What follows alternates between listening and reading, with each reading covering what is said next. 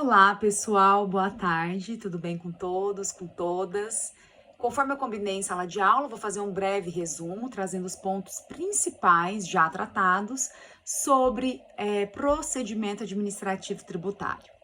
Bom, o processo administrativo tributário, ele abrange no seu conceito amplo, no seu sentido amplo, tanto o procedimento administrativo como o processo propriamente dito. Isso decorre da procedimentalização da conduta da administração pública e permite um maior controle de validade dos atos estatais. No momento, eu vou abordar especificamente o procedimento administrativo. O processo é o contencioso. O procedimento administrativo são atos da administração pública que não está em contencioso, né? Atos realizados fora de um contencioso.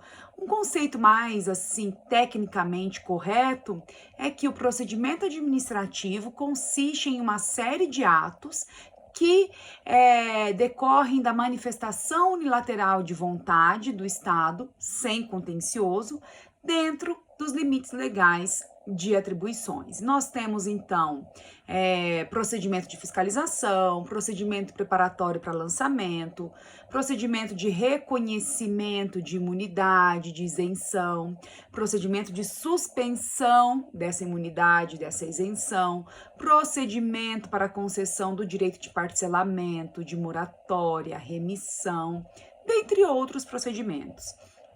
O processo já é uma série de atos em contencioso, através do qual a administração pode aí dirimir conflitos entre o fisco e contribuintes. Então, através do processo administrativo, a administração tem a possibilidade de realizar o controle de validade dos seus próprios atos.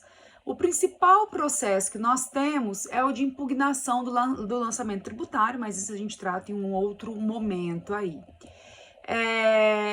Os princípios do procedimento administrativo, então. O procedimento administrativo, ele é regido por princípios próprios dele, e entender esses princípios, compreender a existência deles, entender o significado desses princípios, permite compreender também essa natureza do procedimento administrativo tributário.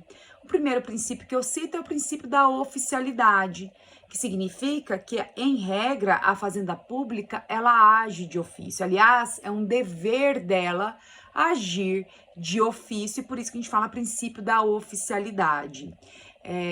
Tem também o princípio da inquisitoriedade, que significa que os atos dentro do procedimento, esses atos administrativos, são inquisitórios, são conduzidos unilateralmente pela administração, buscando a verdade real dos fatos.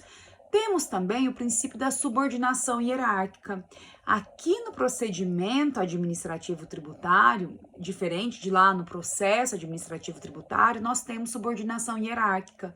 Isso significa que os servidores de hierarquia mais baixa respeitam as normativas, as regulamentações emitidas pelos seus superiores hierárquicos. Temos ainda o princípio da cientificação. Esse princípio é extremamente importante porque ele possibilita um futuro controle de legalidade da própria administração ou até mesmo pelo próprio judiciário.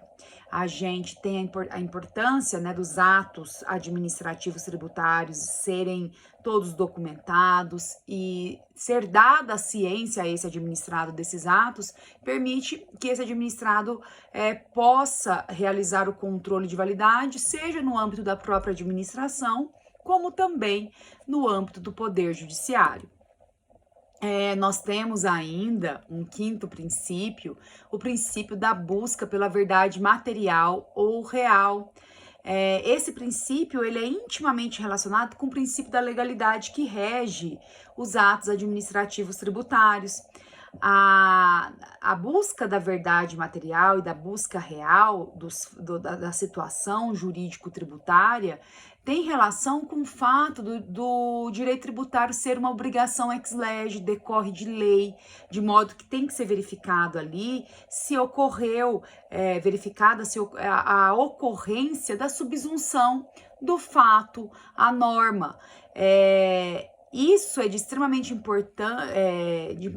importância a compreensão desse princípio, porque ele acaba interferindo em toda a dinâmica desse procedimento administrativo tributário. A administração, por exemplo, deve aceitar provas contundentes e irrefutáveis, ainda que não sejam as que ela requereu anteriormente para esse administrado. Se essas provas elas têm o poder de demonstrar a inexistência de um determinado fato, ou a extinção desse fato, ou algum outro fato modificativo, a administração tem que aceitar essa prova, ainda que não seja a prova prevista em lei, ou em alguma regulamentação, ou até mesmo a prova requerida por essa administração. Temos ainda o princípio do dever de fundamentação. Os atos administrativos devem ser motivados, o que permite também o controle de validade do ato. O princípio do formalismo moderado, ele está intimamente relacionado com o princípio da busca pela verdade material ou real. Existem, sim, requisitos formais a serem respeitados, requisitos previstos em lei dentro desses ritos procedimentais, mas o formalismo moderado, ele determina que a exigência de alguns requisitos formais podem ser flexibilizados no interesse aí da verdade real, da verdade material, no interesse público também, mas desde que não haja quebra de legalidade ou prejuízo a terceiros ou ainda prejuízo ao próprio interesse público. Tem que ser no interesse público e não causar prejuízo ao interesse público. Nós temos também um oitavo princípio, o princípio da atividade vinculada. O princípio da atividade vinculada, ele também tem uma relação forte com o princípio da legalidade e com o princípio da isonomia. E por isso que, para respeitar um tratamento isonômico desses administrados e com respeito a essa legalidade, os atos administrativos tributários, eles costumam, via de regra, eles são atos vinculados, não cabe tanta discricionariedade aqui quando a gente fala de administração pública tributária. Eu vou parar o vídeo aqui, prossigo no próximo para tratar especificamente sobre o procedimento preparatório para lançamento e outras características dele ali. Já volto, até mais.